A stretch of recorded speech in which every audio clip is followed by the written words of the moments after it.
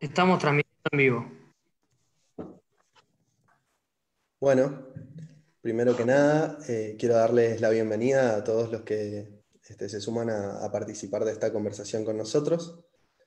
Como bien dice el título de la actividad, la idea era poder conversar con Alfredo y con Andrés sobre la política en tiempos de pandemia, pero me parece que también y sobre todo vamos a llevar la conversación a cómo nos va a dejar la pandemia y cómo va a dejar el mundo después, digamos, de este momento en el que estamos viviendo en el occidente de cuarentena absoluta y de paro de la actividad económica.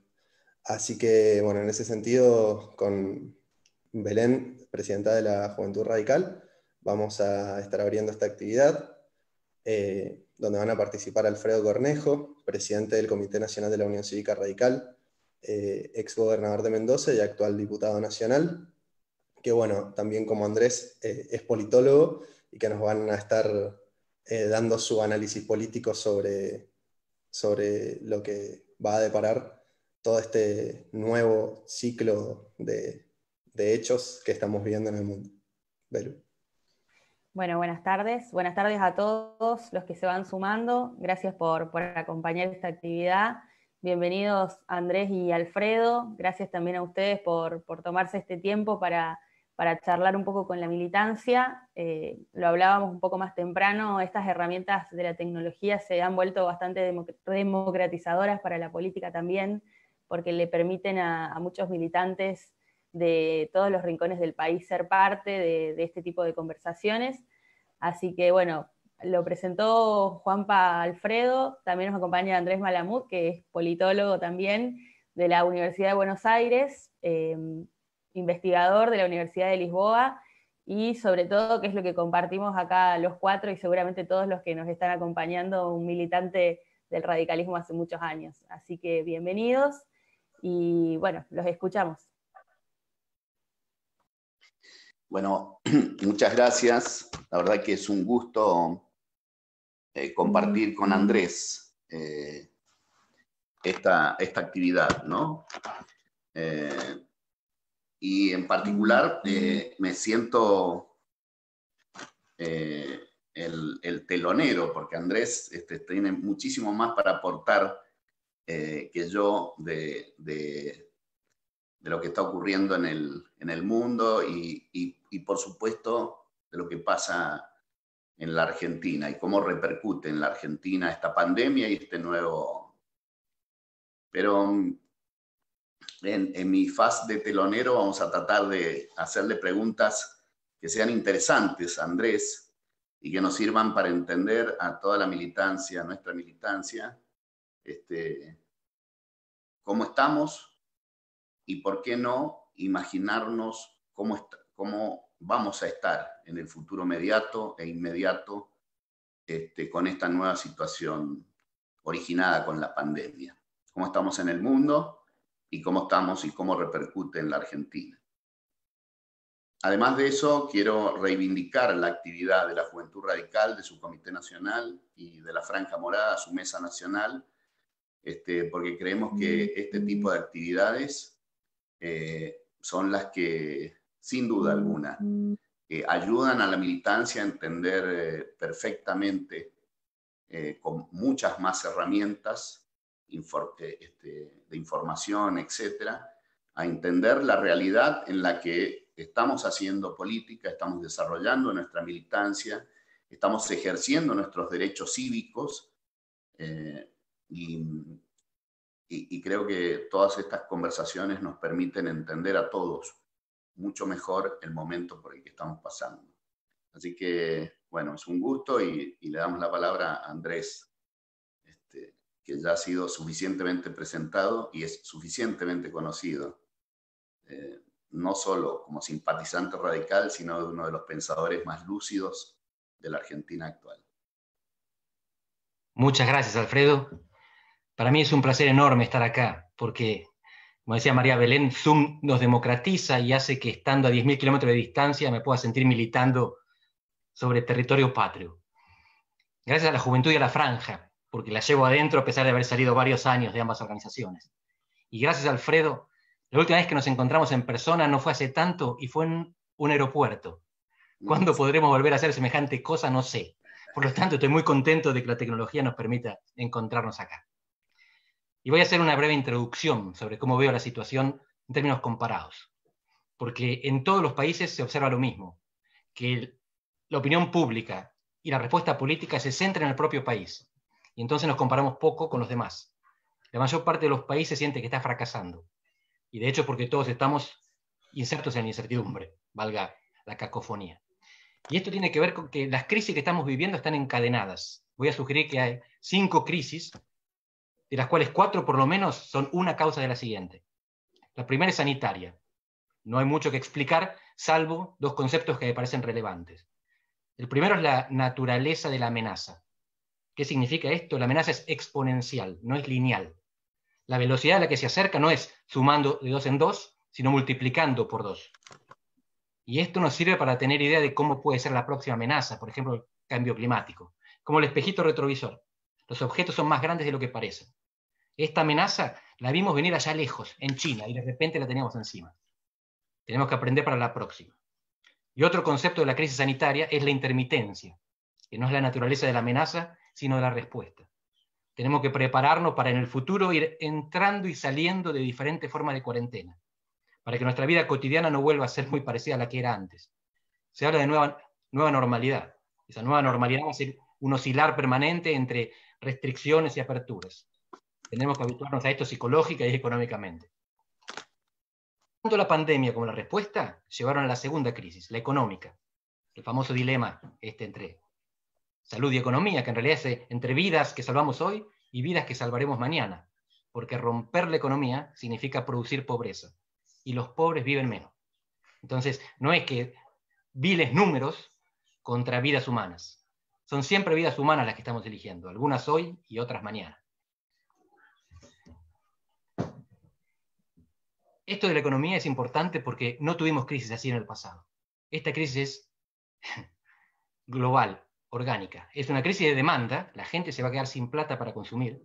Es una crisis de oferta, aunque tengamos plata para consumir, no vamos a tener productos para comprar, porque nos exigen no ir a trabajar. Y es una crisis financiera, porque de repente el dinero se fue del mundo emergente a los lugares seguros. Estados Unidos, Gran Bretaña, Suiza, Japón. Así que repartir plata desde un helicóptero, esta metáfora que se utiliza, no serviría, porque si no hay gente produciendo bienes, lo que producimos con mucho dinero es inflación, y no consumo, no movimiento. Esta crisis económica deriva en una tercera, que es social, y esta la pagamos más en el mundo emergente. Y les voy a contar a ustedes que lo están viviendo todos los días, aunque no tengamos tanta calle porque estamos en casa, vemos que la situación en los conurbanos de América Latina es mucho más complicada que en los países desarrollados. La crisis social es grave en Europa y en Estados Unidos, pero no se compara con la de América Latina, porque en el mundo desarrollado hay 2 cosas que nosotros no tenemos: mayor formalidad de los mercados laborales y mayor capacidad de los estados de bienestar. Entonces la gente se queda en casa pero mantiene ingresos porque son formales. Y con los que no tienen ingresos, los que pierden el ingreso, tienen un estado que los cuida, que tiene espalda. Eso en América Latina lo vemos con dificultad, y eso que Argentina está lejos de ser el peor de la clase. Hay otros que están bastante peor, como México, que viene de una austeridad importante y no sale de ella. Y esta crisis social puede derivar en una crisis política. Esto no solamente en América Latina, pero principalmente en América Latina. En Europa, en Estados Unidos, se da de otra manera. La crisis económica deriva en la crisis política, traspasa la crisis social. Nosotros no. América del Sur estaba detonada hace 4 meses. Teníamos a un presidente destituido en Bolivia, un presidente mudado de capital en Ecuador porque no podía gobernar en Quito, un presidente con 6% de imagen positiva en Chile, donde todos los días había manifestaciones y represión, y empezaban las manifestaciones en Colombia. Esto está en cuarentena, la bronca está en cuarentena. Cuando se abra la cuarentena, la gente se va a encontrar con menos empleo y más pobreza, y es probable que reaccione enojada hacia el sistema político. Vamos a necesitar mucha moderación política y mucha distribución económica para evitar que esto se encadene una detrás de la otra y genere inestabilidad. Y ahora paso a la quinta y cierro con esto, porque la quinta crisis no está encadenada, pero se relaciona con las anteriores. La quinta crisis es la próxima pandemia. Puede ser otra cosa, pero no tengamos dudas de que algo va a pasar, porque los eventos inusuales se convierten en cada vez más usuales. Tuvimos las Torres Gemelas en 2001, tuvimos el colapso del capitalismo en 2008 y unos años después en Europa, y ahora tenemos esto, que vimos venir porque hay documentos desde el año 2000 que hablan de la epidemia. Y en África y en Asia hace 20 años que andan con barbijo, porque pasaron por otras. Nosotros en Occidente somos nuevos para este mundo. No nos había llegado, habíamos tenido suerte. Pero esta no es la última. Así que tenemos que sacar lecciones, no solo resolver las 4 crisis que tenemos enfrente, la sanitaria, la económica, la social y la política, sino construir una sociedad más robusta, un sistema político más sólido y una economía más cohesionada para enfrentar lo que viene dentro de 8, 10 años, no sabemos. Pero todos nosotros somos jóvenes y vamos a estar vivos y activos cuando venga la próxima. Si no nos preparamos para ella, estamos siendo irresponsables. No alcanza con emparchar esta, que ya sería suficiente trabajo. Andrés, me surge una pregunta en base a tus conocimientos y tu análisis comparado acerca de las distintas estrategias sanitarias que han seguido varios países y las distintas estrategias económicas que van concatenadas a esas estrategias sanitarias, ¿no? El gobierno de Alberto Fernández en Argentina generalmente hace una comparación, bueno, con Italia, con España, con Alemania, con Nueva York, lo focaliza, o con Estados Unidos, y por ahí se atreve también con Suecia, con Noruega, etcétera, ¿no? Obviamente la Argentina tiene 3 problemas básicos de los fundamentos de la economía. Tiene una moneda muy deteriorada y todos esos países tienen monedas fuertes. Tienen financiamiento y nosotros carecemos del mismo, salvo, claro, ya lo dijiste en tu introducción, un financiamiento no genuino que es emitir billetes, ¿no? Emitir moneda, que esa es una facultad pura y exclusiva del Estado Nacional. Y una tercer falta, que todos esos países tienen ahorros sus estados y tienen ahorros las familias, tienen ahorros buena parte de sus empresas. En la Argentina, un porcentaje muy bajo de la población tiene ahorros, las familias, un porcentaje muy bajo tienen ahorros de empresas, y desde luego el Estado no tiene ningún fondo anticíclico, ni nada que se le parezca, ni el Estado Nacional, ni las provincias, y la mayoría de los municipios no. Con lo cual, esas diferencias sustantivas están, por lo menos, con las comparaciones que Alberto Fernández se hace. ¿Qué pensás al respecto sobre esas diferentes estrategias? ¿Cómo las podrías clasificar a cada una de ellas? Y su impacto y el camino que hemos seguido en la Argentina, ¿no? Atendiendo a las diferencias que tenemos con esos países. Muy bien. Yo dividiría las estrategias comparadas en 3, a grandes rasgos. Una es la respuesta asiática, del Asia-Pacífico en general, que incluye países autocráticos como China, pero sobre todo países democráticos de los que podemos aprender, como Corea del Sur, Taiwán, o incluso Hong Kong, que no es un país, pero tiene autonomía, y Japón.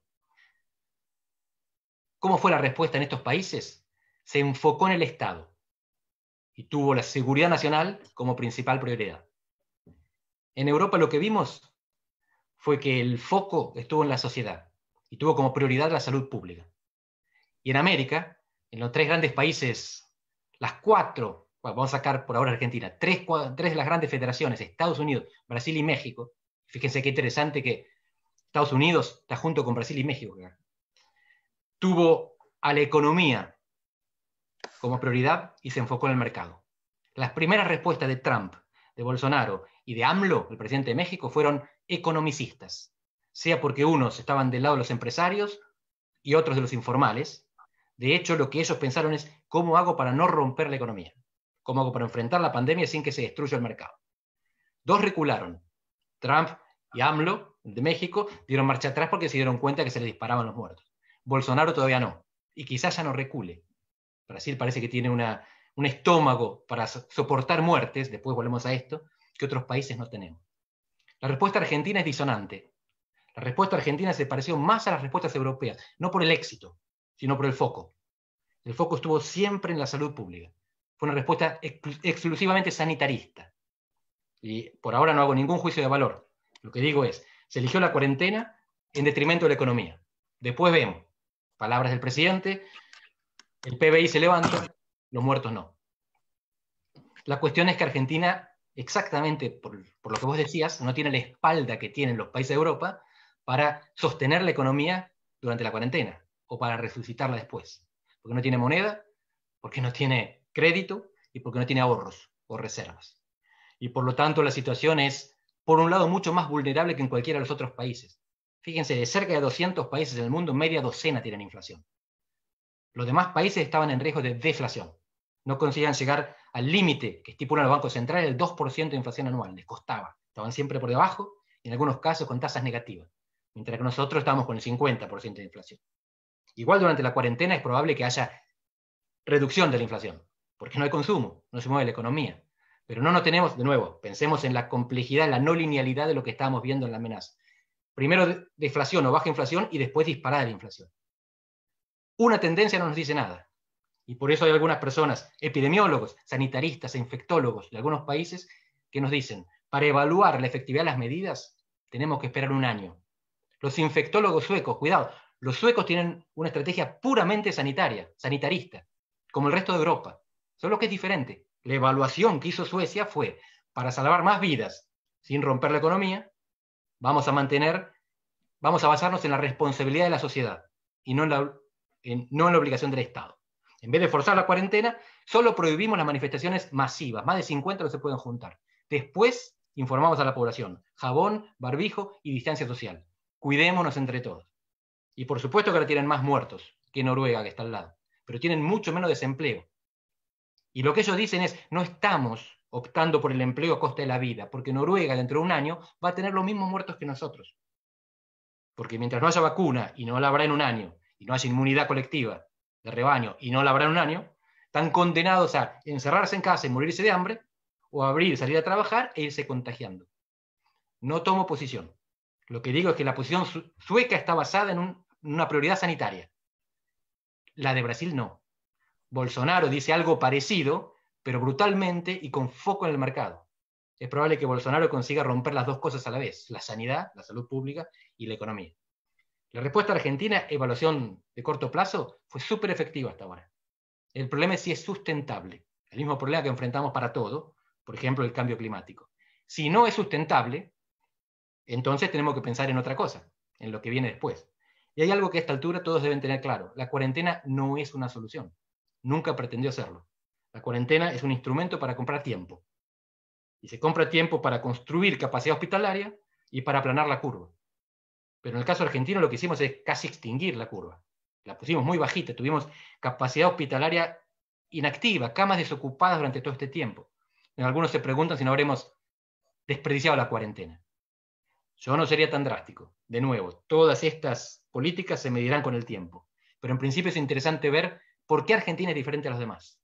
Y mi sugerencia, porque hay dos interpretaciones, mi sugerencia es que depende de las representaciones sociales que tienen en la cabeza los que toman la decisión.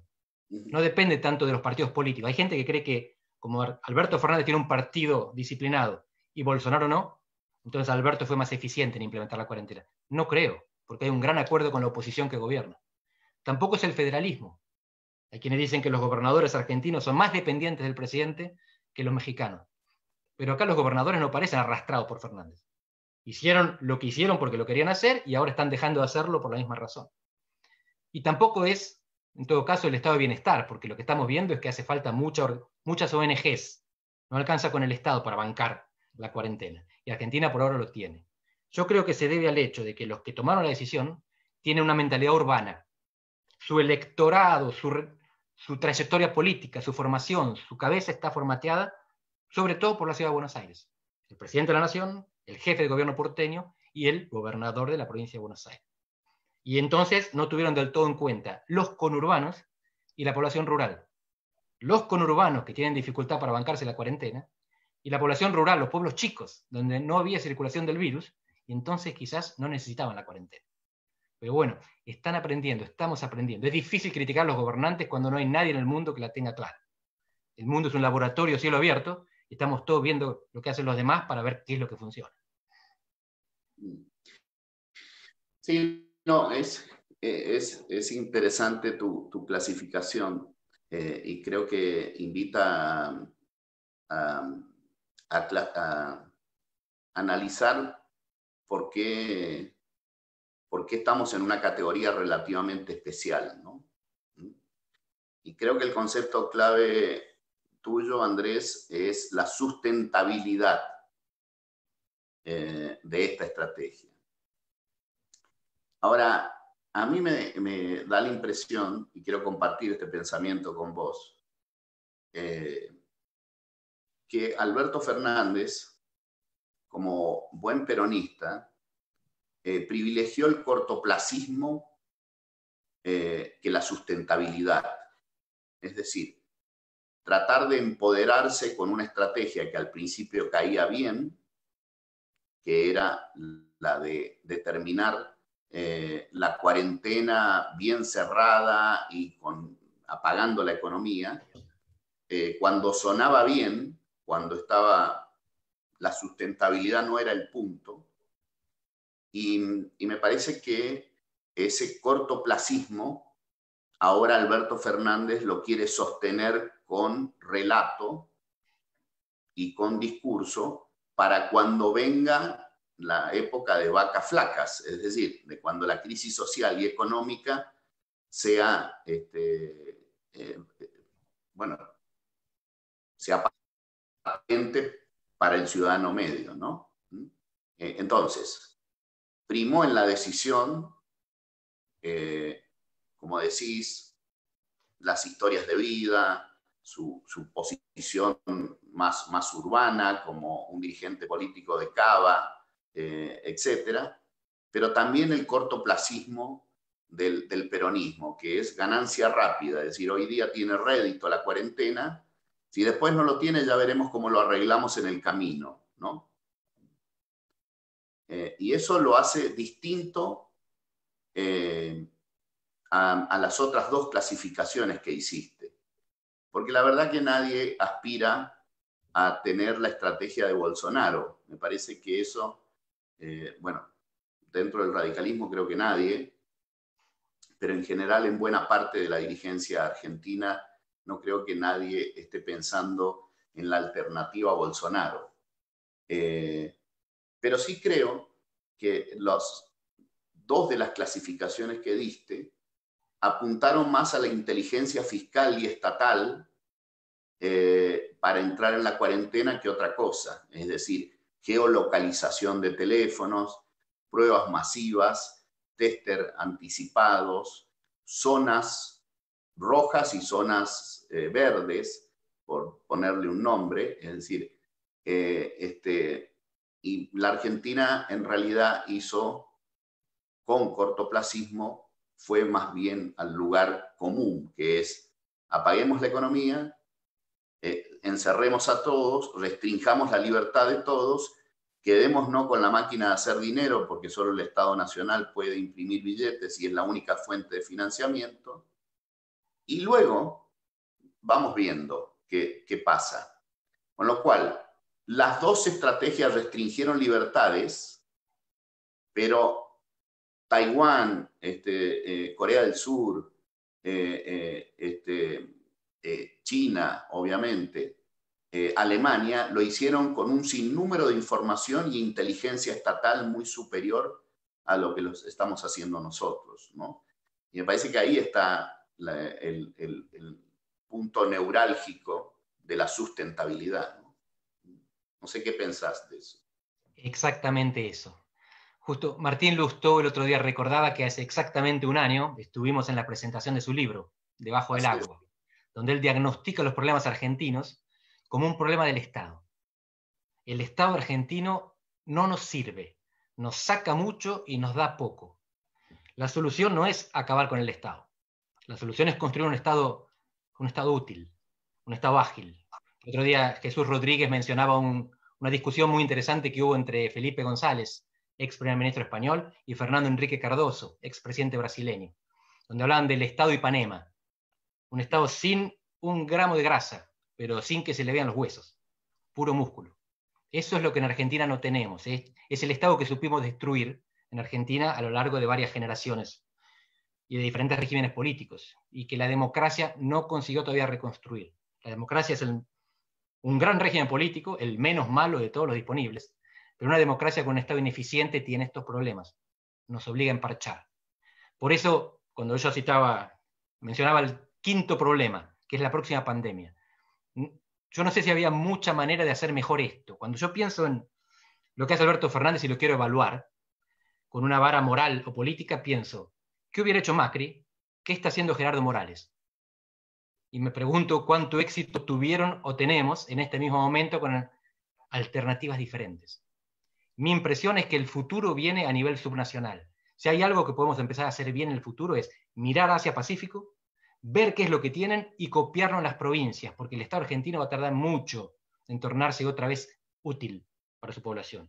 Pero las provincias tienen más autonomía, más facilidad, más agilidad mental y mejores dirigencias en muchos casos. Y Mendoza es un caso obvio de mejores dirigencias, de alternancia, de institucionalidad. ¿Y qué es lo que tenemos que mirar del Asia-Pacífico para que a Argentina no le pase de nuevo lo que le pasó ahora, que es emparchar y vamos viendo? Asia-Pacífico tiene capacidades estatales, tiene disciplina social y tiene sistemas productivos más cohesionados. Capacidades estatales son esto que vos decías. Tienen capacidad de hacer tesis y hacer rastreos. Tienen capacidad de localizar, de reconocer facialmente y de mandar mensajes para que la gente cuarentene. Tienen capacidad de hacer esto, a su vez, porque la sociedad está disciplinada. Y quiero hacer una distinción importante. Sociedad disciplinada no es lo mismo que sociedad obediente. Obediente es vertical, disciplinada es horizontal. Es que se controlan unos a otros y se cuidan unos a otros y toleran que en situaciones de emergencia haya controles individualizados. Y después tienen sistemas productivos más cohesionados. De nuevo, que es otro problema de Argentina, que tiene una economía rota. Argentina entra en esta sucesión de crisis con la economía rota.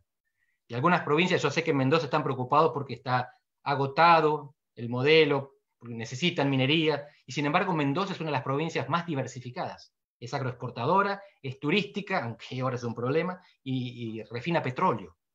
Creo que un cuarto del petróleo argentino está refinado en Mendoza. Mendoza es una de las provincias más diversificadas. Necesitamos más provincias como Mendoza, y que Mendoza sea más todavía lo que es. Esto de sistemas productivos cohesionados puede sonar un poco a proteccionismo. No es necesariamente proteccionismo, pero el mundo que viene va a ser un mundo un poco menos abierto.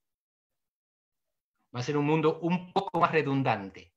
Va a ser un mundo en el que sí, es más barato producir en China, pero quizás conviene tener una fábrica de repuesto acá al lado, aunque salga más caro. Porque la próxima pandemia nos corta pandemia o ciberataque o cualquier otro problema, piratas en el océano que corta la navegación.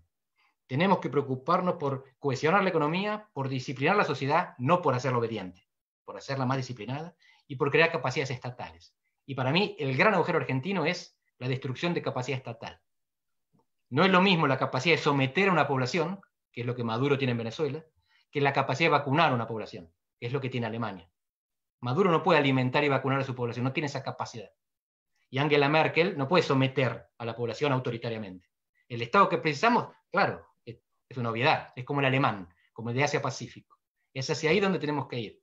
Creo que alguna idea tuvimos en el gobierno anterior, digitalización, búsqueda de eficiencia. No llegamos a puerto, quedamos mucho atrás. Y me da la impresión de que el actual gobierno se maneja cómodo con un Estado subdesarrollado.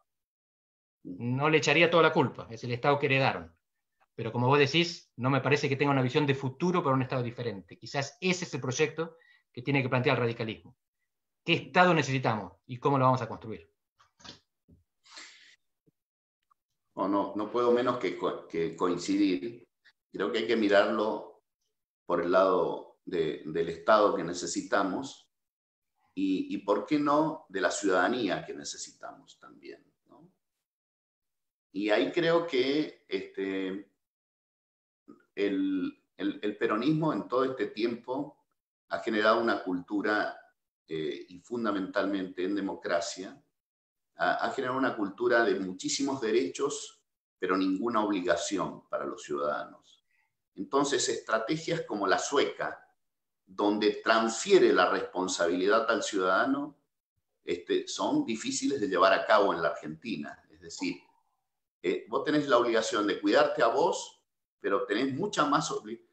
Va de suyo que tenés la obligación de cuidarte y andar con barbijos y no tomar contacto con gente sin tomar esos recaudos, pero además de eso tenés que cuidar a los demás. En Suecia, esas obligaciones, sin duda alguna, se cultivaron por décadas de creación de cultura. En la Argentina se cultivó muchísimo los derechos que tenemos los ciudadanos, no importa quién los pagaba esos derechos, pero no se cultivó con el mismo énfasis las obligaciones que teníamos. Entonces me parece que la estrategia sueca no la podemos llevar a cabo en la Argentina, pero no por las cosas que dice Alberto Fernández, sino por la cultura que creó el peronismo durante mucho tiempo y del cual los partidos no peronistas no hemos tenido éxito en contribuir a esa cultura ciudadana de mayor obligación, paralelamente a mayores derechos, ¿no? ¿Qué pensás sobre eso? Es excelente porque en la reunión de la UIA, Unión Industrial Argentina, el año pasado, vino Felipe González. Y es siempre fascinante hablar con uno de los mayores estadistas y uno de los estadistas en los cuales los alfonsinistas nos reconocemos. Y aprendimos mucho de él durante nuestra transición democrática. Y Felipe González decía exactamente esto.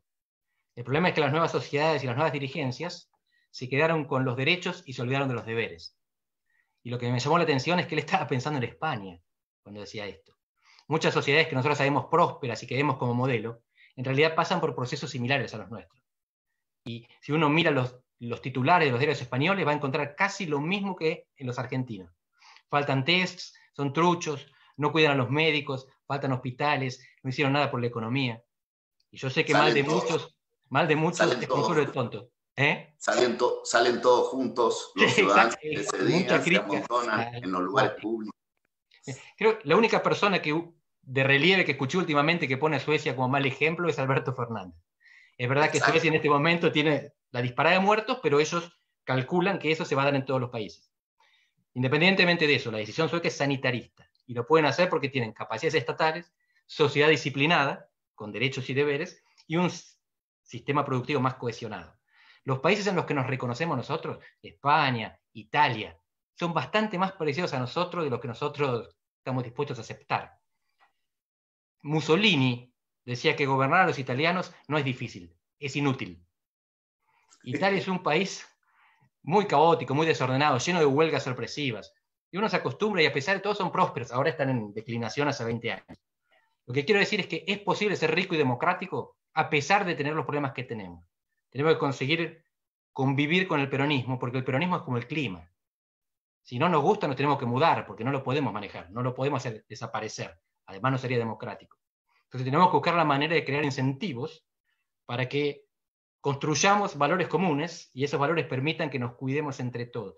Me permito sugerir un trabajo y estoy contento que la charla tenga lugar hoy, porque hace 2 días no podría citar esto, que es un artículo que acaba de publicar corto, Pablo Gerchunov, un historiador, economista, radical, uno de los mejores pensadores. Exactamente. Y ahí él dice que en Argentina vivimos empatados durante más de medio siglo, entre los que queríamos la movilidad social y los que defendían la justicia social. Ambos con buen criterio, ambos con buenas razones. Pero ese empate llevó a una derrota, la del crecimiento. Y sin crecimiento no hay ni movilidad social ni justicia social. ¿Cómo recuperar el crecimiento?, que se pregunta Pablo. Y él dice, no es por los atajos habituales, no es con más deuda, no es con facilismo. Es con un acuerdo que nos permita converger en lo que él llama el equilibrio del tipo de cambio. Argentina tiene un conflicto estructural un conflicto distributivo, por el cual tenemos aspiraciones altas y recursos bajos.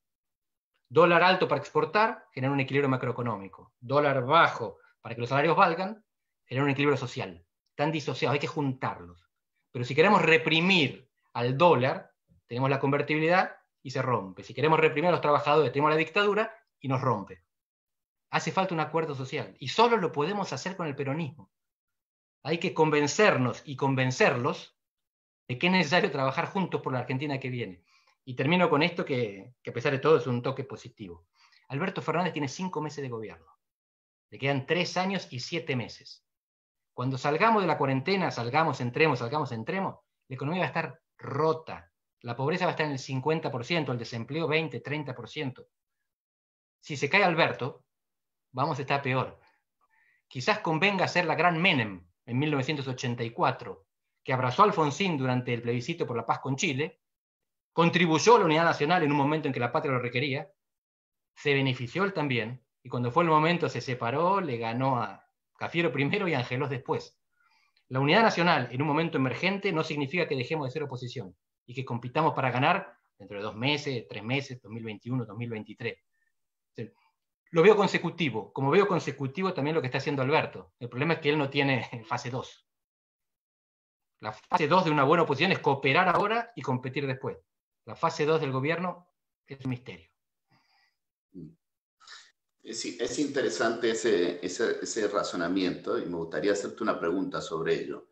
Antes, no dejar de pasar el aviso para todos los que nos están escuchando, que Pablo Gerchunov, para quienes no sepan, es simpatizante y afiliado radical. Es un historiador económico brillante, que desde ya recomiendo que la militancia lea ese artículo de Le Monde Diplomatique. Yo lo voy a subir a las redes sociales del partido. Y donde su estrategia, le agrego a Andrés, su estrategia es la construcción de un pacto político. Cree que la salida no es económica, sino que es política. Un pacto político exportador, es decir, traer dólares a la Argentina. Ese debiera ser la estrategia, muy bien hilvanada.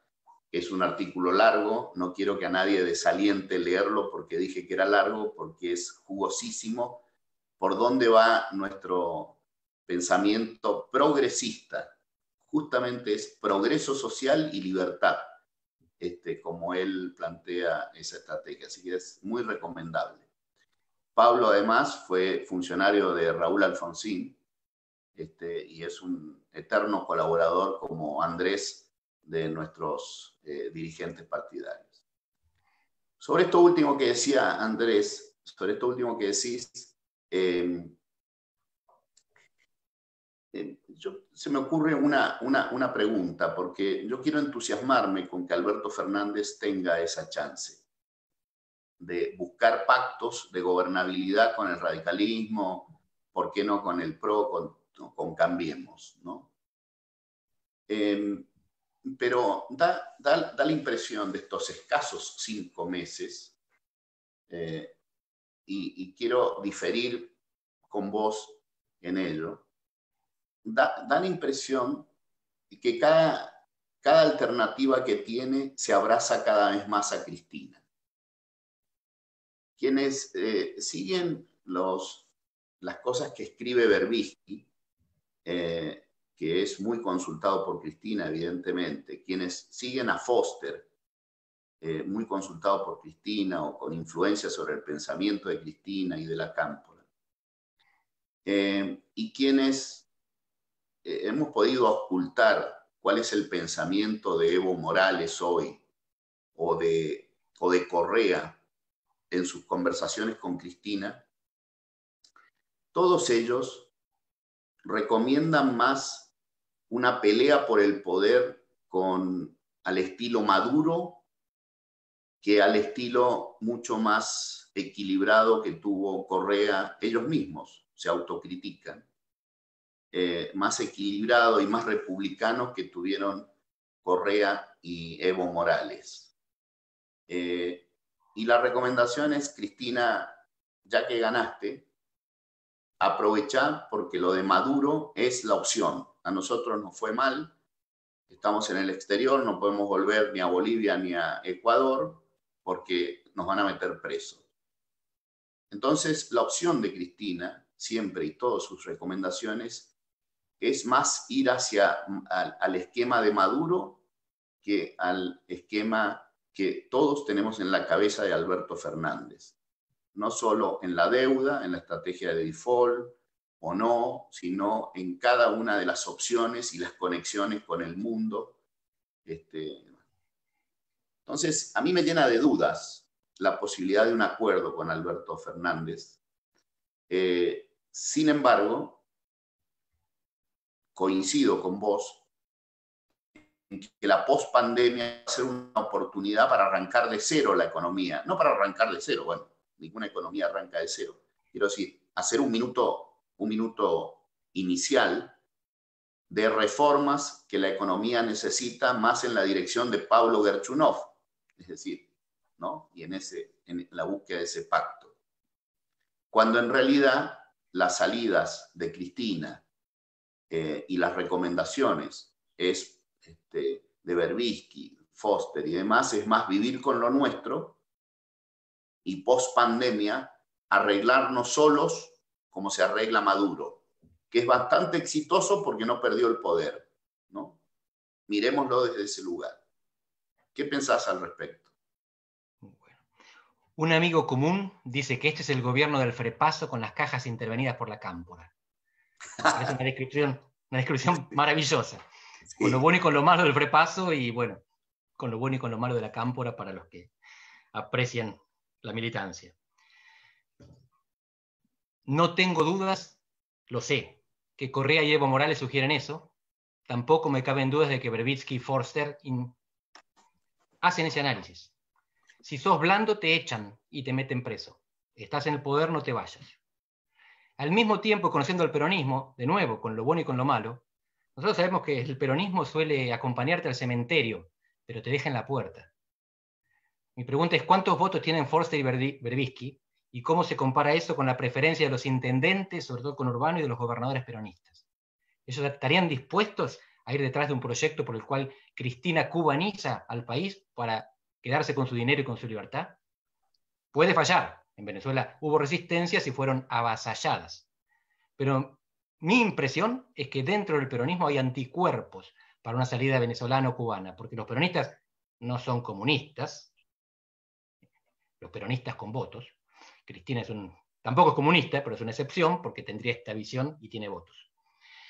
Y porque nadie quiere terminar como Venezuela, salvo que sea Maduro, o los 2000 generales que le manejan las divisas y el petróleo y el contrabando del oro y las mafias. Es decir, que no hay suficiente para todos. Los peronistas son un montón. Lo que estoy haciendo es lo siguiente, no te estoy diciendo que Cristina no comparta ese diagnóstico. Quizás lo comparte, no lo sé. Lo que creo es que hay mucha resistencia dentro de su partido y, por supuesto, enfrente de su partido. Una sociedad civil organizada, con una oposición que, a diferencia de Venezuela, está unida, o sea, con más del 40% de los votos, gobierna 4 provincias, cerca de 500 municipios, tiene un porcentaje que creció, y esto es mérito del radicalismo, en el Senado y también en la Cámara de Diputados, tiene capacidad de bloqueo. Tenemos que ser muy tontos para que consiga pasarnos por encima una minoría que es minoría hasta en su propio partido. Yo tengo más fe en nosotros, e inclusive en el peronismo, que en Berbisky y en Forster. Es decir, comparto con vos que existe esa intención. No creo que exista esa capacidad. Nosotros somos más fuertes que ellos. Argentina es más fuerte que eso. Argentina va a reaccionar ante esa intención y por lo tanto dudo que esa intención se plasme si ellos tienen algo de inteligencia. Porque el peronismo tampoco tiene problema cuando es gobierno en mandar en cana a los propios, si los propios se ruchan.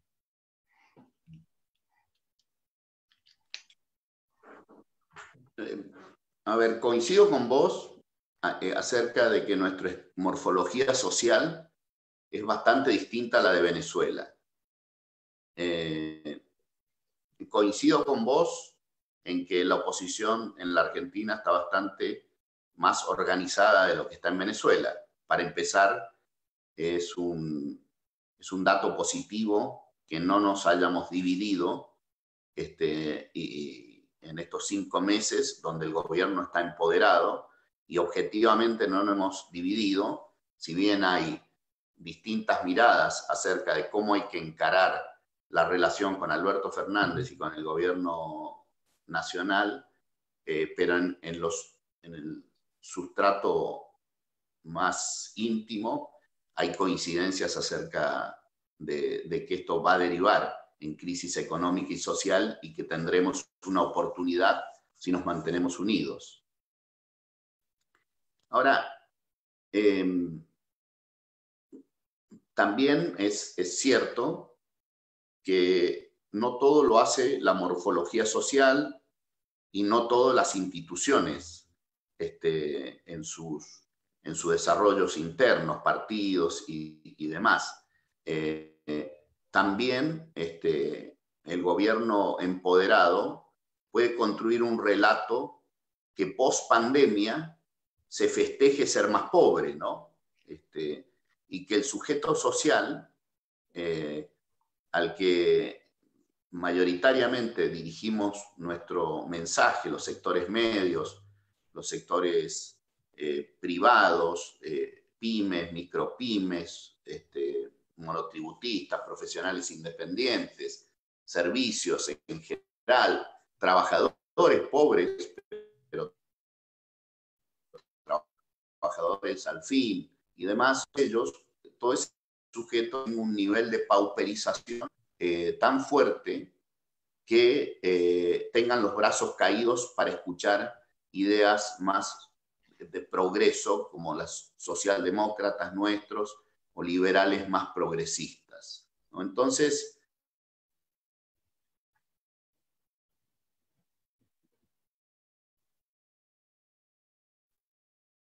que se gusta tanto al radicalismo y sus ideas.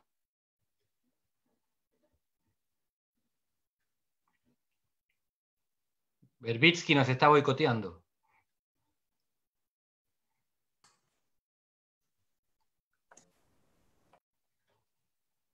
Alfredo, creo que te perdimos. Sí, puede ser su conexión, ¿no? Lo mismo que lo administró estos últimos 30 años está tan fuerte y el radicalismo le cuesta tanto hacer pie. Entonces esa experiencia histórica genera esas dudas. ¿Cómo ves eso vos? No estoy seguro de haber escuchado todo porque en un momento se congeló la imagen, pero si entendí bien, no alcanza con la resistencia social, estamos un poco oxidados. ¿Cómo llegó el chavismo a ser lo que es? ¿Cómo transformó una de las democracias más prósperas de América Latina en una autocracia? Tuvo dos ayudas fundamentales, una ayuda y un actor. La ayuda fue Cuba, que le prestó toda la inteligencia. Aún hoy los servicios de informaciones y la guardia pretoriana del presidente venezolano es cubana. Los que manejan eso, así como el sistema sanitario, lo que queda de él, en Venezuela son cubanos. Y lo otro son las Fuerzas Armadas. Aunque Maduro sea un civil, Venezuela es una dictadura militar. Son los militares los que están a cargo de todo y tienen al mascarón de proa, a Maduro, que les sirve, porque ellos de esa manera difuminan la responsabilidad y el que se hace cargo es el tonto que está a cargo. Las Fuerzas Armadas Argentinas, además de haber sido todos los militares actuales formados en democracia, no llenan el Monumental. Todos los soldados, todo el ejército, la Armada y la Fuerza Aérea Argentina no llenan el Monumental. Y tampoco está inclinada para ejercer violencia sobre la población. Argentina es una sociedad muy civilizada. El régimen venezolano, como el cubano, es militar. De nuevo, quizás estoy siendo muy optimista. Los venezolanos tampoco la vieron venir hace 20 años.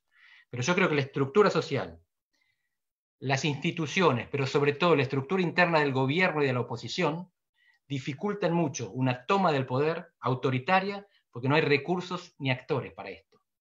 El recurso en Venezuela era el petróleo. Todo lo que Venezuela produce y exporta, producía y exportaba, porque ya no, era petróleo mucho, las principales reservas del mundo. Y tenían una fuerza armada súper efectiva cuyo líder espiritual, Hugo Chávez, fue el Perón de ellos 60 años más tarde. Así que no veo las condiciones, no veo los recursos, no veo los actores. De nuevo, hay que estar siempre alerta. La democracia requiere eterna vigilancia. Si nos dormimos en los laureles, nos comen los autoritarios. Ninguna duda. No estoy alarmado. Estoy simplemente sensibilizado y nunca hay que dormirse y pensar que como son pocos o son tontos o son ingenuos o no tienen votos, no pueden ganar. Si nos dormimos, sí pueden ganar. Yo no veo a la oposición dormida y no veo al peronismo dormido. No veo a Cristina avanzando sobre gobernadores e intendentes, no porque no le gustaría, y no nos veo a nosotros en mala posición. Lo que vos dijiste es clave. Estamos unidos. Eso es bueno para la democracia. La oposición unida es lo que impide una Venezuela. En Venezuela la división de la oposición fue lo que generó que la rana en la olla hirviera sin darse cuenta.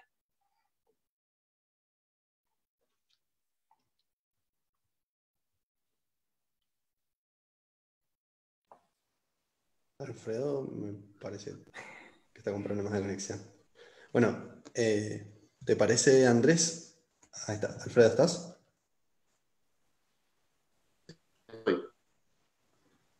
Estoy. Bien. Si les parece, podemos ir avanzando con algunas preguntas bueno, que nos han ido enviando los participantes de la charla. Y puntualmente teníamos pensado con Belén hacerles una pregunta a título más personal y en representación de nuestras organizaciones. Así que bueno, arranco yo con esa, que también voy a sumar una pregunta que nos hicieron desde el público que está interrelacionada. Yo les quería preguntar, post pandemia, ¿qué opinan ustedes? ¿Cuál creen que va a ser el rol de la militancia juvenil de la franja? Y se les hago la pregunta a ambos porque sé que ambos la conocen muy bien, es decir, de aquellos profesionales jóvenes o preprofesionales jóvenes que están inmiscuidos en la cosa pública, digo, ¿cómo podemos colaborar a la construcción de este mundo que viene? Y nos preguntaba por Instagram Juan Gabriel Flores, que hizo una pregunta un poco más concisa que esa, yo la llevé más a nuestra militancia. Él pregunta cómo ven el futuro del trabajo después de esta situación. Así que bueno, los dejo con esas dos interrogantes. ¿En qué orden vamos? Como quieran. Alfredo. No. La primera se cortó, no escuché Juan Pablo. Bien. Sí, Alfredo.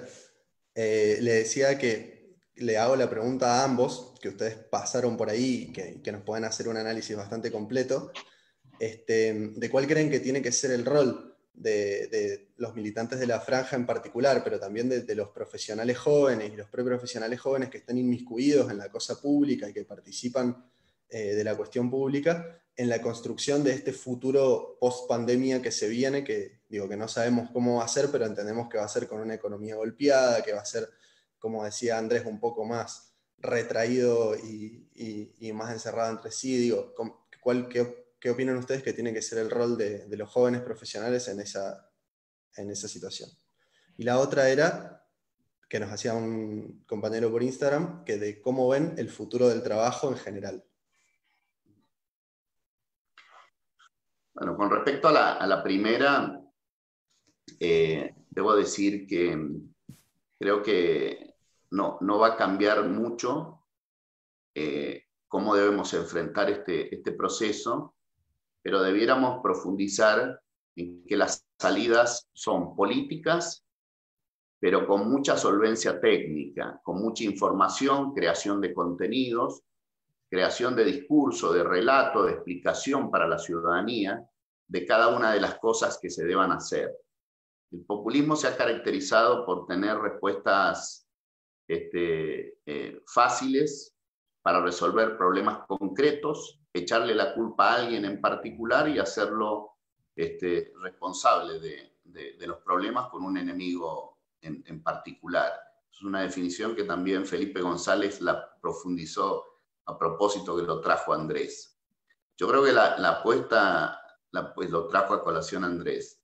La apuesta fuerte hoy de nuestra militancia debe ser a que la salida de Argentina es con una estrategia política, con una correlación de poder adecuada para poder promover cambios sustantivos que mejoren la economía, que distribuyan mejor la riqueza y fundamentalmente que exista república y garanticemos la libertad individual y colectiva de nuestro país. Y eso requiere además de esa estrategia política, de esa comunión de ideas, esos pactos, esos acuerdos, requiere también solvencia técnica, es decir, los funcionarios actuales y futuros deben estar apalancados en solvencia técnica para explicar estos problemas complejos, hacerlos sencillos, de explicación sencilla, pero que sean efectivos, que la realidad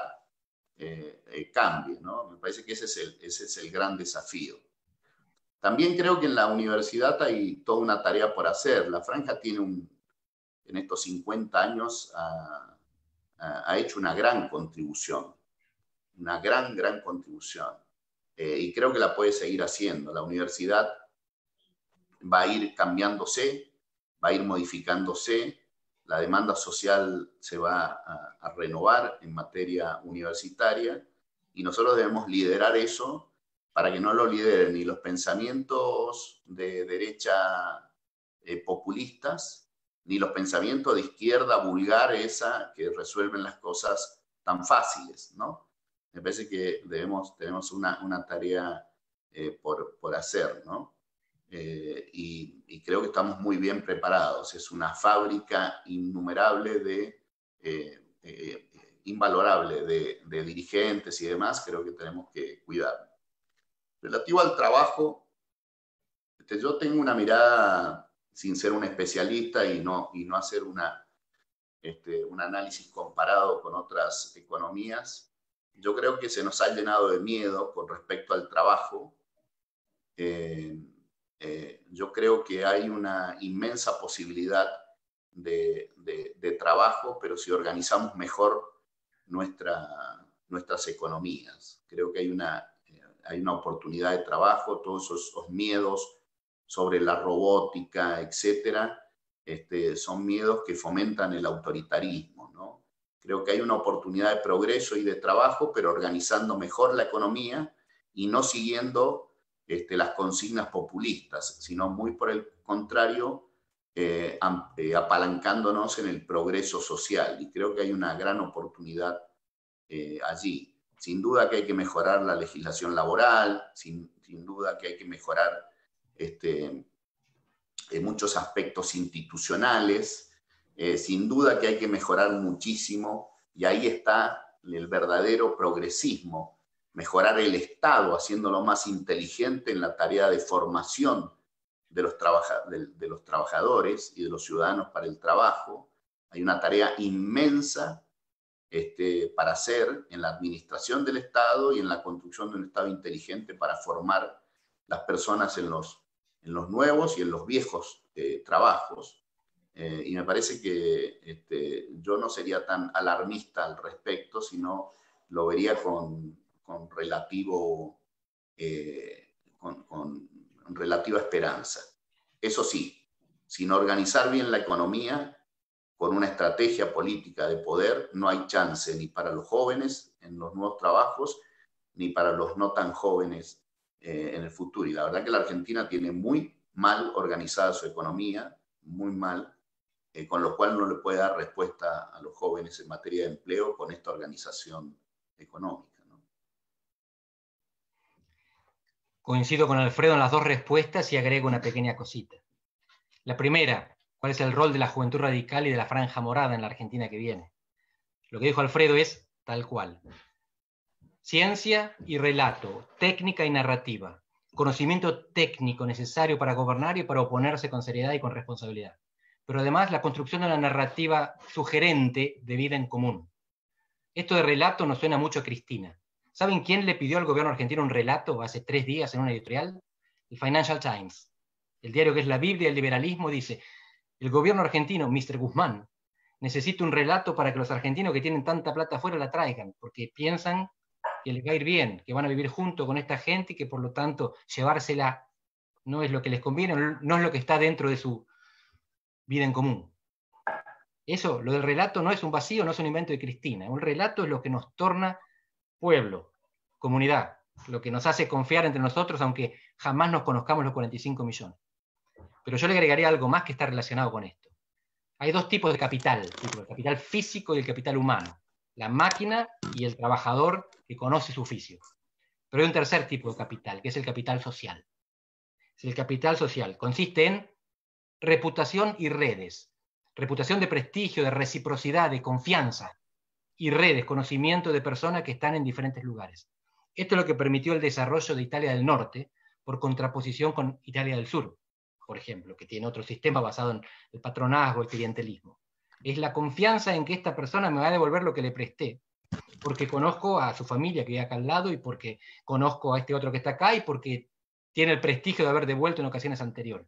La franja y la juventud crean capital social. Crean generaciones que van a vivir juntas, hacer políticas juntas y gobernar juntas en los próximos 40 años, 50 años. Y además, sobre todo en el caso de la franja, generan conocimiento con los que están enfrente, con los que se van a encontrar en el Congreso, en las legislaturas provinciales o consejos municipales dentro de poco. La juventud, más arraigo en la calle. La franja, más horizontal con los otros partidos.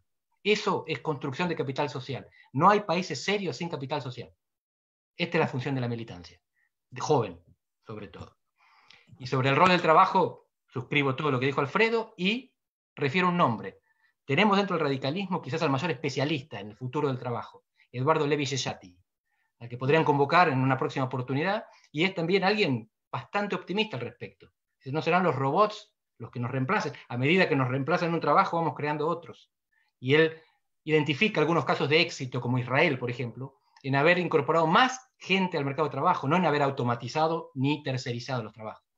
Así que podemos ser optimistas en cuanto a que la humanidad no va a desaparecer, los trabajos en el futuro. En Argentina dependemos más de una organización económica que hoy es bastante frustrante. Bien, gracias.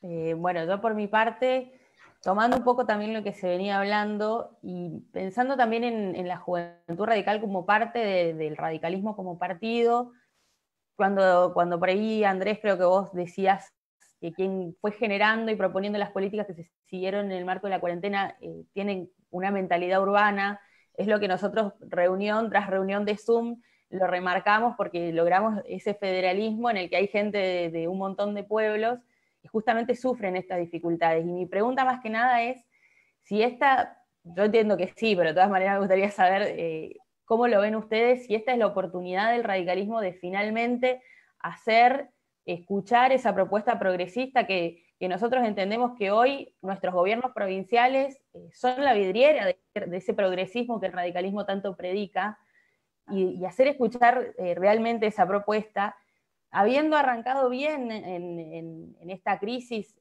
con todo lo que decíamos de la unidad nacional, el rol del partido de acompañar al gobierno y también tener una línea dura cuando fue necesario.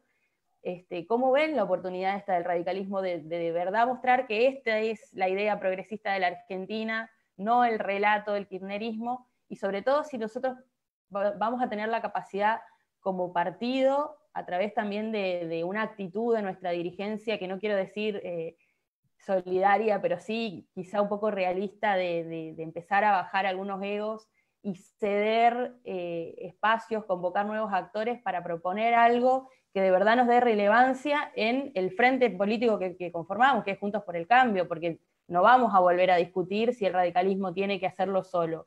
Lo decíamos hace un rato, digamos, la unidad de la oposición es fundamental. Ahora, tenemos en el radicalismo las herramientas o la vocación de verdad convertirnos en los protagonistas del frente político y por fin mostrar que la propuesta progresista para la Argentina somos nosotros.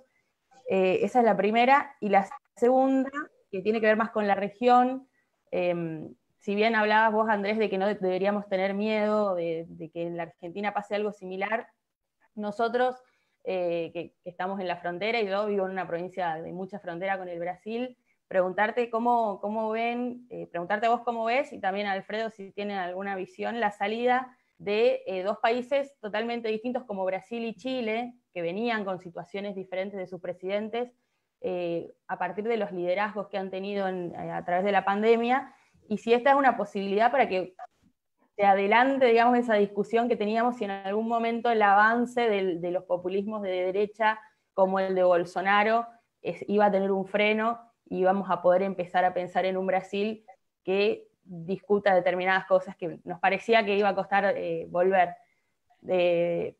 Eso para arrancar. No sé, Andrés. ¿Voy yo? Dale. Bueno.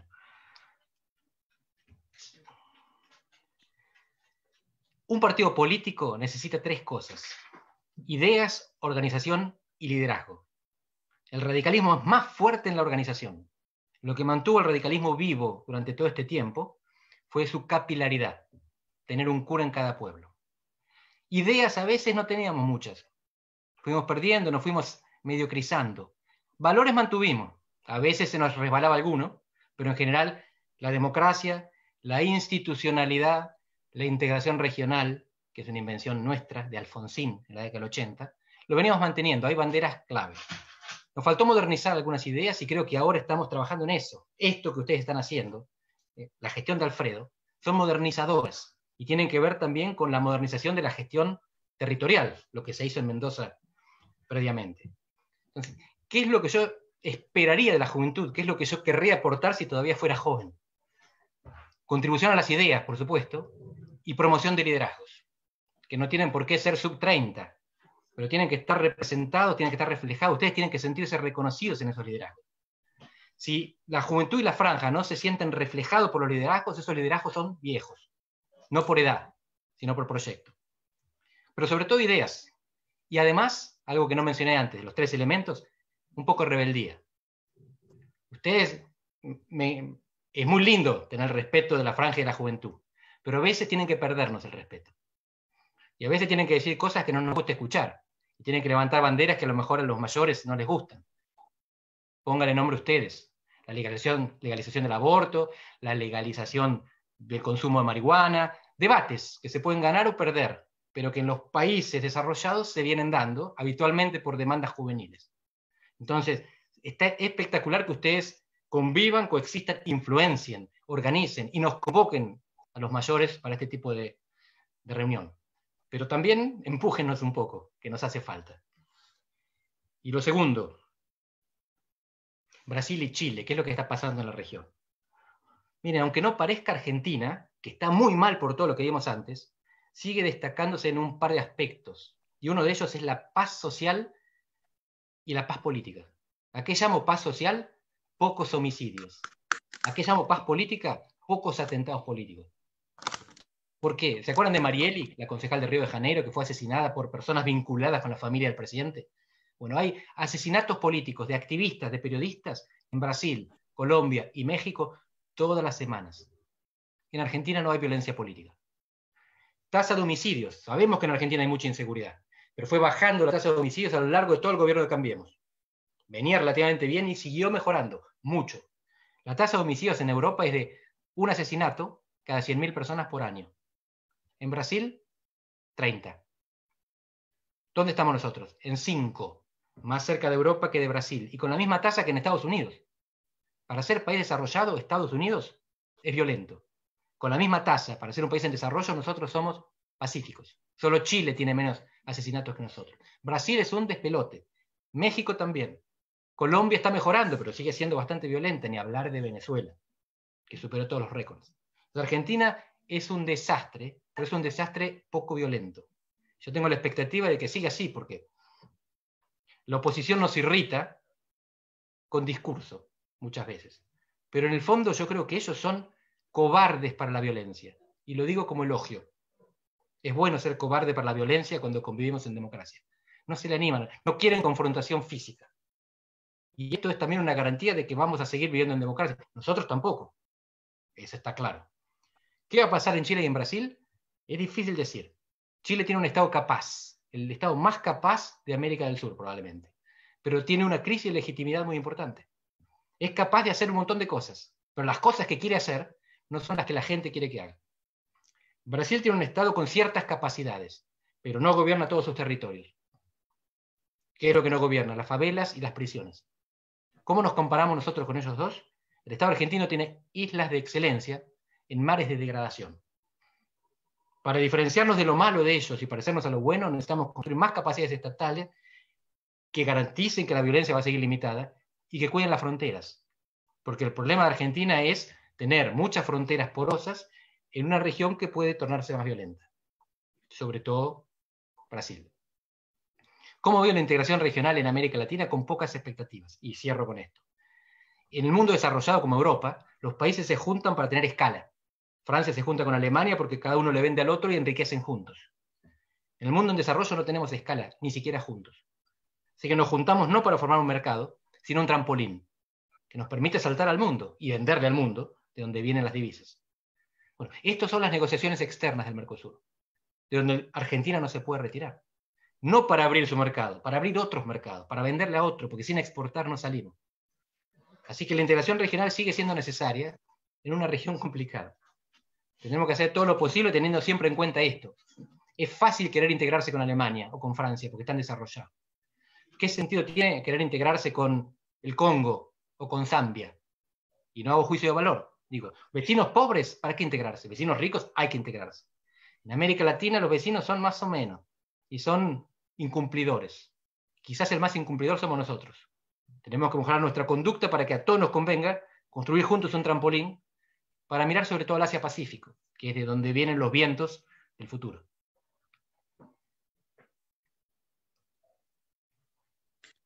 Solo agregar, Andrés,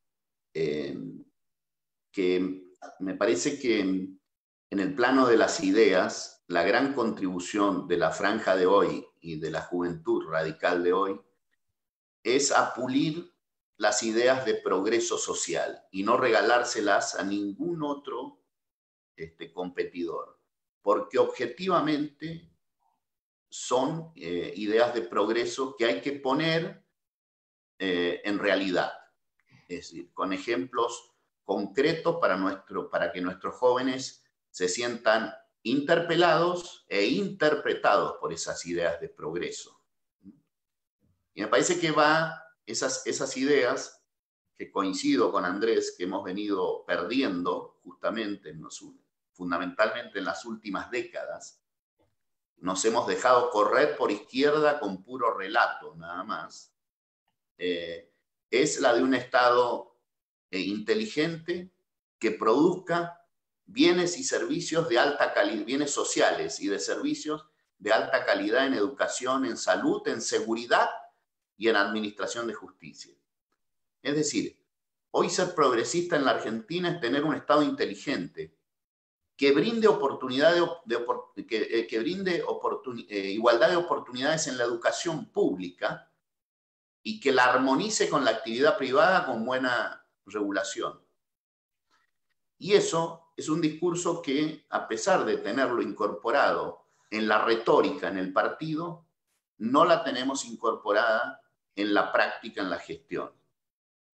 Hoy, darle educación a un joven con una demanda en un terciario, en un instituto terciario, de títulos y saberes que no van a tener la más mínima posibilidad de desarrollarse en la economía actual ni en la economía que venga, es una frustración enorme y no tiene nada de progresista.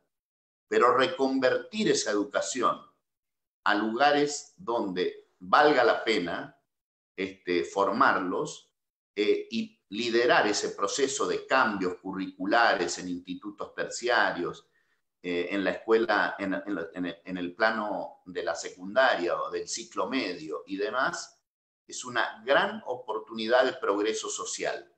Muy por el contrario, es retrógrado seguir con carreras que suenan muy bien, que quizás nuestros chicos se sienten identificados y atraídos, pero que no tienen posibilidad de progreso, es una estafa. Y estos temas puntuales y concretos muchas veces son encarados por los competidores de la juventud peronista, de la cámpora y demás con relato. Y nosotros no sacamos lo mejor de sí, que es justamente que progreso social es brindar un proceso formativo para la economía que tenemos y para la economía que viene, con amplia libertad, pero paralelamente a la libertad, garantizarle calidad en ese proceso. A mí me parece que hay un gran espacio, pongo el ejemplo de la educación porque creo que se entiende mejor, pero el peronismo en el conurbano bonaerense destruyó en los 30 años de administración la red pública de educación y destruyó la red sanitaria de salud. Y gobernaron ellos en buena parte del conurbano. Y nosotros no hemos tenido la oportunidad. Eso no tiene nada de progresista, eso es lo más retrógrado que yo haya visto. Nuestra propuesta para el conurbano debiera ser generar ese progreso social que da el agua, da la cloaca, pero también da bienes sociales básicos como la educación y la salud. Y también es progresista brindarle prevención y seguridad en el conurbano bonaerense y no la regla de la calle y de los narcos en esos lugares cuando el Estado está ausente en materia de seguridad. Parece que esas ideas deben ser apropiadas por el radicalismo, por la juventud, por la franja, por el Comité Nacional, lo digo también, no solo por ustedes, como ideas de progreso social. Y la verdad que creo que eso nos conecta mucho más con el pueblo trabajador, con ese actor social que queremos interpelar en la retórica, pero que muchas veces no lo representamos en la práctica. Creo que eso es una gran contribución en estos tiempos y creo que hay que hacer un trabajo allí de contenido y de profundidad con estos temas. Y por último, creo que Brasil y Chile son aliados y tienen que ser aliados. Hay complementariedades, hay posibilidades de mercados comunes. La verdad que es la gran idea y la única política de Estado que hemos tenido en la Argentina. Bien lo describió Andrés en un Twitter, en una cadena de tweets muy interesante y cómica acerca de cómo fundó Alfonsín el Mercosur y cómo de alguna forma ha ido languideciendo producto de gente de esta gente que no tiene mirada más que cortoplacista, ¿no?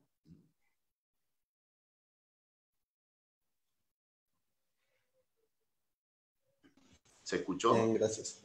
Sí, perfecto, Alfredo. Bueno, les hago dos preguntas más que nos ha hecho el público durante la conversación.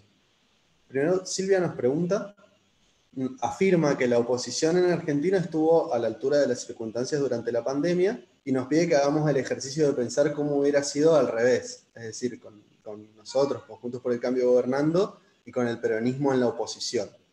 Y Alejandro pregunta, bueno, en este sentido también, por eso las combino las preguntas, que qué límites pensamos y podemos poner nosotros a los atropellos institucionales que ha venido trayendo hasta ahora el gobierno de Alberto Fernández.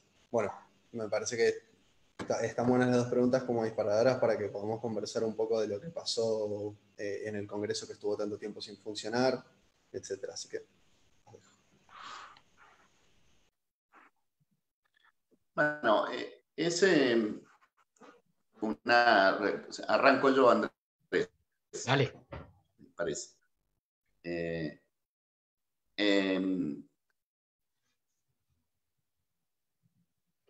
Acerca de la capacidad de la oposición, una de las preguntas que tenía para Andrés justamente es en ese análisis comparativo.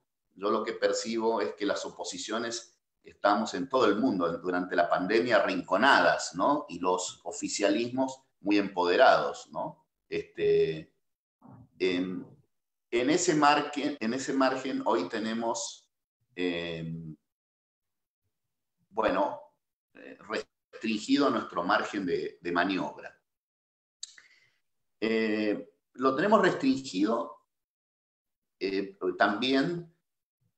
O sea, si ponemos en marcha el Parlamento esta semana, si el peronismo quiere sacar leyes antilibertades, tiene mayoría para hacerlo en senadores, casi el 2/3, y en diputados consigue la mayoría propia con relativa facilidad. Creo que le costó un poquito, tuvo que dar quórum Scioli en la última, pero creo que podrían conseguirla en diputados con sus aliados de La Baña, de del labañismo, de ese bloque federal que han confluido y demás, constituido, que lo ha armado Massa, y esa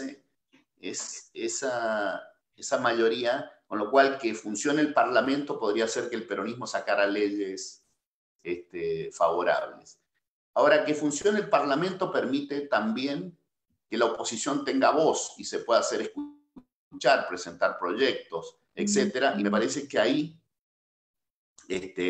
tenemos un gran punto, ¿no? Yo creo que funcione el Parlamento nos permite hablar, disentir, hacer un contrarrelato al de Alberto Fernández, abrazarlo en alguna oportunidad, como recomienda Andrés, pero poder desligarse de algunas responsabilidades con explicaciones, subirse al escenario. Y me parece que nuestra fuerza hoy como oposición está más en la opinión pública y en las redes sociales, que por eso el papel de la juventud y de la franja es clave en todo esto, tengamos consistencia en el análisis, que tengamos profundidad en el contenido y que seamos didácticos en las consignas y en nuestras expresiones, pero me parece que nuestra fuerza está en la opinión pública más que en el plano institucional. Y allí es donde debemos hacernos escuchar. Y ahí es donde no hay que tardía, digamos.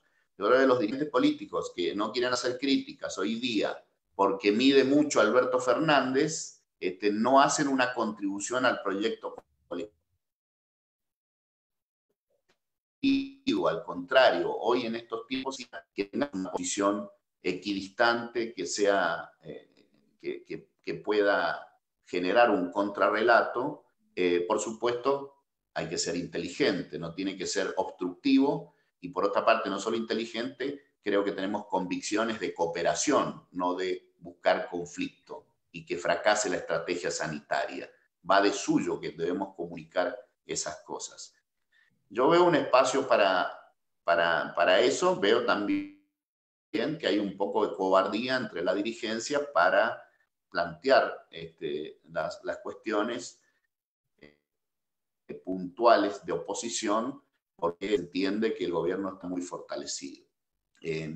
Así que yo creo que hay una chance. ¿Cómo se hubiesen compartido ellos? Creo que es una respuesta bastante obvia.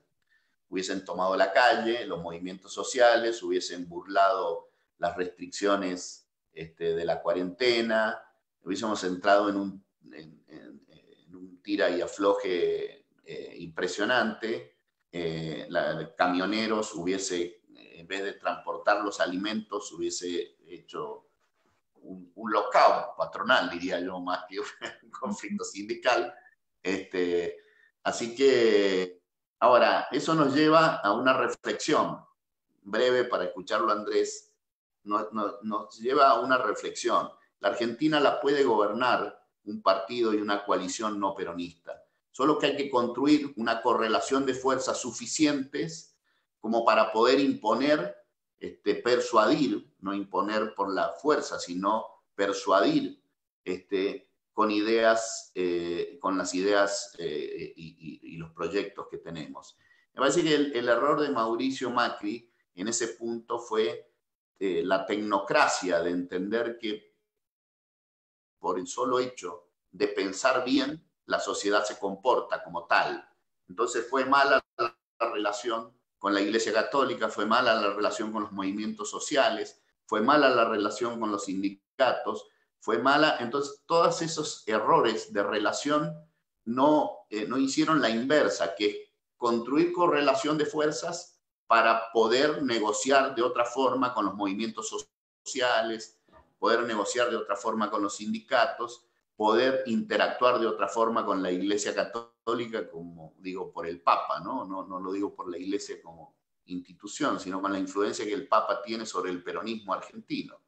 Entonces me parece que ellos se hubiesen comportado, ese ejercicio que invita a la pregunta a hacer, ellos se hubiesen comportado mal, no me cabe la menor duda. El tema es, ¿qué deberíamos haber hecho nosotros? Y me parece que en los 4 años de Cambiemos deberíamos haber hecho otras cosas para poder realmente persuadirlos de ir a este proyecto y, por supuesto, sumar los acuerdos y los consensos que dividiera el peronismo fragoteador del peronismo cooperativo, ¿no? Me parece que por ahí va la estrategia, creo, y por ahí debiera haber ido en estos últimos 4 años, pero sin duda, por sí o por no, la respuesta debiera ser a esa pregunta: se hubiesen comportado mal. Ahora nosotros deberíamos hacer otras cosas para obligarlos a comportarse bien, diría yo. Empiezo la respuesta con una referencia a la imagen de Alfredo que me parece riquísima. En el mundo lo que observamos a partir de la pandemia son oficialismos empoderados y oposiciones arrinconadas. ¿Qué es lo que pasó en Argentina? Tuvimos un acuerdo, pero no fue un acuerdo entre gobierno y oposición. Fue un acuerdo entre los que gobiernan. Porque se dio entre el presidente del Poder Federal, el jefe del país, con los gobernadores, con los intendentes. Hay una colusión acá que unos pueden considerar virtuosa, y no estoy criticando, estoy describiendo. Y los que critican son los que están en ámbitos partidarios o legislativos, tanto de un partido como del otro. Fíjense que el kirchnerismo no está muy cómodo con esta situación. Yo a Axel lo veo incómodo, sentado a la misma mesa con Rodríguez Larreta, quien querría estar criticando por ser la derecha neoliberal. Lo veo incómodo cooperando con una oposición civilizada, moderada y decente. Y Axel no es un talibán, particularmente. Hay gente que es mucho más sanguinaria. Entonces, creo que hubiera sido parecido si hubiéramos estado nosotros en el gobierno, en el sentido de que los gobernadores peronistas habrían colaborado, pero el kirchnerismo, que estaba fuera de los oficialismos, no. Y ahí lo que decía Alfredo, hubiera habido manifestaciones, huelgas y lockouts, pero no de Schiaretti. Con esos se podría trabajar, y esos son los que también frenan, confío yo, a los más talibanes de las fuerzas del gobierno. Esto en cuanto a la pregunta de Silvia sobre si la oposición estuvo a la altura, creo que sí. ¿Qué habrían hecho ellos? Se hubieran dividido, y los más ruidosos son los que hubieran sido más visibles. Alejandro, ¿qué límites podemos poner? La Constitución divide al poder en 3, y dentro de esos hay uno que tiene 2 cabezas: el presidente de la Nación, la presidenta del Senado, el presidente de la Cámara de Diputados y el presidente de la Suprema Corte. Y todos pertenecen a facciones diferentes. El albertismo, aunque no lo quieran llamar así, el kirchnerismo, el masismo, y no vamos a ponerle un rótulo político al presidente de la Corte, pero es amigo. Así que si hubo un poder gobernando y 2 poderes cuarentenando, no se le puede echar la culpa a Alberto Fernández, no de eso. Hay responsabilidad del Senado, de la Cámara de Diputados y de la Corte Suprema por no haber ejercido las competencias que la Constitución les atribuye. Tenemos que hacernos cargo de no haber presionado antes en el Congreso y de no haber sugerido a los cortesanos. No estoy diciendo que sea culpa de la oposición, estoy diciendo que somos corresponsables porque tenemos pedazos importantes de poder institucional. Pero ahora, una última sugerencia para ver cómo entendemos a la reacción del público y la estrategia de la oposición en este contexto. Miren, el electorado se comporta de 2 maneras diferentes en función de la situación: tiempos normales y tiempos excepcionales o de emergencia. En tiempo de emergencia, como una guerra, una pandemia, hay un efecto que se llama reunirse alrededor de la bandera. Es momento para el patriotismo y la unidad nacional. Y el portaestandarte es el presidente. Así que es natural que los presidentes tengan 70, 80% de imagen positiva. Piñera tenía el 6, se multiplicó al 30. 30 es bajo, pero fíjense, 5 veces más que lo que tenía antes. Bolsonaro no cae, tiene 30, 35, 40 con el desastre que está haciendo. Y no cae porque en este momento la gente necesita ver a alguien que ondea la bandera ahí arriba. Y ese es el presidente. Cuando pasa la emergencia y llegan los tiempos normales, la gente vota con el bolsillo. La gente que define la elección, porque hay votos identitarios que son permanentes. Nosotros votaremos siempre a nuestro partido, los que se identifican con el peronismo harán lo mismo, pero los que están en el medio son los que definen la elección. Y ahí está súper estudiado en ciencia política el voto económico. En función de cómo me fue este año y cómo espero que vaya el próximo, a mí y a los próximos. ¿Qué significa esto? Que el ciclo electoral va a definir el resultado. En Estados Unidos votan en noviembre. Una de 2, o llegan en medio de la guerra pandémica y gana Trump, o llegan después, hay recesión, y si hay recesión no hay reelección. ¿Cuándo son las elecciones en Argentina? El año que viene. ¿Va a haber pasado la pandemia? Probablemente el pico sí, suponemos, ¿verdad? Entonces, ¿qué va a haber? Recesión, machaza, tremenda, impresionante. un contexto muy inhóspito para un oficialismo. Nosotros tenemos que ser súper responsables y prepararnos, porque un sistema electoral restrictivo como el argentino, que no permite outsiders, no permite Bolsonaros, porque los partidos son los porteros, son los patobicas, no dejan entrar a cualquiera. La gente que viene de afuera, como Scioli, Reutemann o Palito Ortega, tienen que entrar por un partido político, si no, nosotros tuvimos los nuestros también. Bien, no vale la pena hacer nombre. Los partidos disciplinan. Y si un partido está en el gobierno y pierde porque hay recesión, gana el que está enfrente. Así que tenemos que hacer los deberes, ser responsables, y aquí es importante, Alfredo sugería, la actitud que tomemos. Y la actitud que tomemos puede ser, sugiero, una de dos. Una es dividirnos entre halcones y palomas. Las palomas son blandas y concilian, los halcones son duros y combaten. Otra es, no están articulados, cada uno piensa lo mismo, lo suyo, y se diferencia. La otra es pensarnos como policía bueno o policía malo. Hay uno más combativo y hay otro más concesivo, pero está pensada la oposición, está articulada. Ambos cumplen una función. Hay un momento para la palmada y un momento para la caricia. Una oposición inteligente secuencia sus estrategias. Y necesitamos a los dos. Necesitamos al que pega y al que acaricia. Y veremos cuando llegue el momento, en función del ciclo electoral, quiénes se benefician con las candidaturas. Pero una cosa es clara. La democracia necesita oposiciones organizadas. La oposición argentina está organizada, está unificada. Eso es algo que hay que mantener. La democracia peligra cuando la oposición se fragmenta. Ahora pensemos qué tenemos que hacer para dejar de ser oposición. Gracias. Bueno, tenía dos preguntas, pero una ya está bastante respondida, que tenía que ver justamente con los partidos políticos. Así que la otra tiene que ver con lo internacional, así que está más apuntada para vos, Andrés, que bueno, preguntan por la situación de Francia en comparación con la Argentina, la cantidad de casos, ¿por qué crees que habilitan la vuelta a clases y acá no? Y sobre todo, ¿qué repercusión va a tener la gestión de la crisis sobre la imagen de Macron, que ya un poco se está preparando para las elecciones que son en menos de 2 años? Les cuento que lo que ya hablamos, los únicos que saben más o menos lo que están haciendo, porque vienen de epidemia en epidemia hace 2 décadas, son los asiáticos. En África también tienen experiencia con epidemias, pero no son tan eficientes para gestionarlas. En Europa, la mejor gobernante de todas, que además es científica, química y física, Angela Merkel, es la que dijo, este es el roadmap, este es el itinerario que vamos a seguir para ir abriendo. Pero vamos viendo, porque esto es, en estas condiciones tomamos esta decisión, pero si hace falta volvemos para atrás, e iremos estudiando paso a paso. Imagínense, si en Alemania hacen eso, ¿cómo están en los demás países? Están todos experimentando en este laboratorio a cielo abierto en que se convirtió la humanidad. ¿Qué puede pasar políticamente? Francia, miren, cuando pensamos que estamos mal políticamente en Argentina, los sistemas políticos, los sistemas partidarios europeos están explotando todos. Macron era ministro de Economía tecnocrático de un gobierno anterior y ganó las elecciones presidenciales compitiendo por afuera de los partidos, juntando pedazos de todos, como Correa. Solo que a diferencia de Correa no es un populista tecnocrático, sino un liberal tecnocrático. Si en Francia sale todo mal, el próximo presidente puede ser un Le Pen, presidente o presidenta. Es decir, que el camino al populismo autoritario está abierto en Europa. Este es el primer año en que en la Unión Europea suceden 2 cosas. Se va un Estado miembro, Gran Bretaña, y otro se torna autoritario, Hungría. Ninguna de las 2 cosas había pasado nunca. Así que la Unión Europea está haciendo equilibrio, y es un equilibrio inestable. Pueden pasar cosas muy feas, cosas muy desagradables, que tendrían impacto sobre nosotros, por ejemplo, si el euro implosiona. Pero políticamente es esto, si no resuelven las cosas bien y no moderan y no redistribuyen, una salida populista autoritaria no es imposible. Y Francia es justamente un caso para poner el foco, porque el sistema de partidos ya se rompió.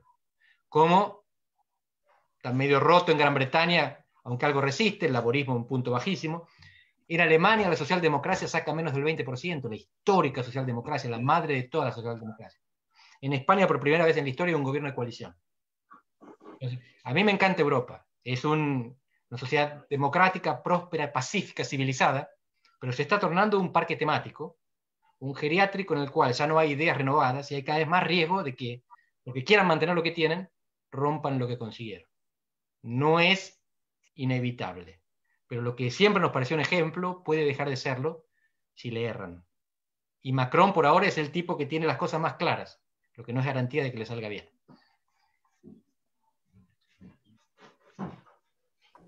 Bueno, muchas gracias. Naturalmente tenemos muchísimas preguntas más, pero no queremos extender demasiado la conversación, ya que hasta acá creemos que ha sido muy fructífera.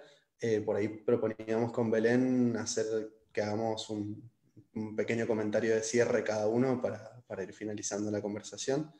Por mi parte y en representación de la Franja, quiero agradecerles mucho a los dos por su tiempo. Hace varios domingos nos venimos juntando a debatir distintos temas y bueno, estaba muy bien poder hacer esta conversación con un análisis global y a la vez nacional entremezclado que nos permita ver los problemas argentinos dentro de los problemas mundiales, porque obviamente estamos en el mundo y no escapamos a eso.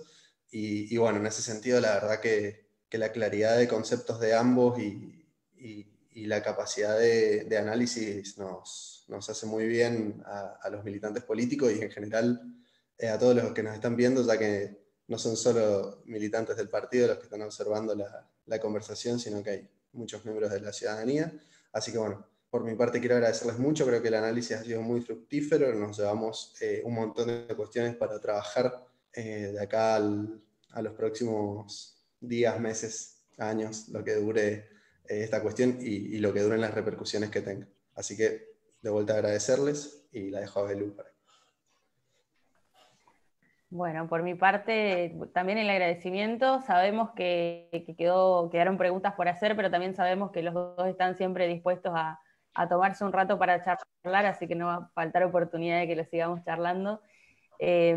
Sobre todo, tener en cuenta que esta pandemia y esta emergencia también me parece que es una oportunidad para reivindicar el rol de la política. Creo que es el momento en el que más la ciudadanía le demanda a quienes hacemos política ver para qué estamos, cuál es nuestra función y cuál es la vocación que tenemos ante tantas emergencias que vive la ciudadanía y la gente que la está pasando verdaderamente mal.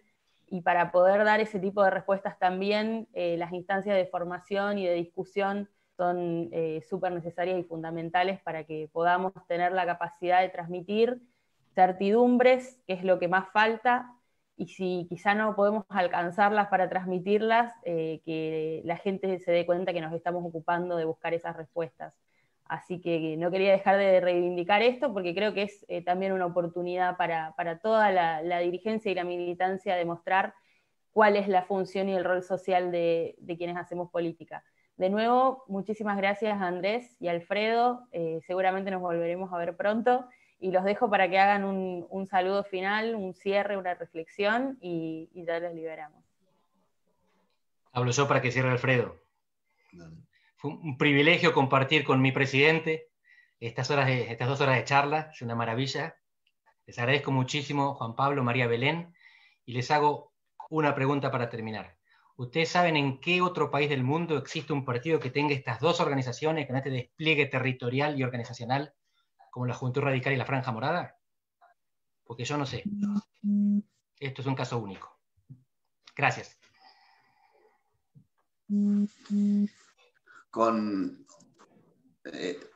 Para cerrar, bueno, además de los agradecimientos a la Juventud y la Franja, realmente son una organización que nos llena de orgullo haber montado esta conversación.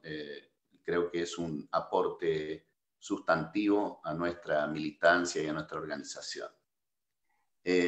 Andrés, desde luego, es un gusto siempre interactuar con vos, pero escucharte fundamentalmente. Así que nos ayuda a pensar y a entender muchas cosas, así que agradecido. Y a todos los que nos están escuchando, y principalmente a la dirigencia de Franja y de Juventud, y a los simpatizantes del radicalismo, pero también a todos quienes nos hayan escuchado, yo tengo optimismo al respecto. Creo que va de suyo que cuando nos levantamos todos los días tenemos que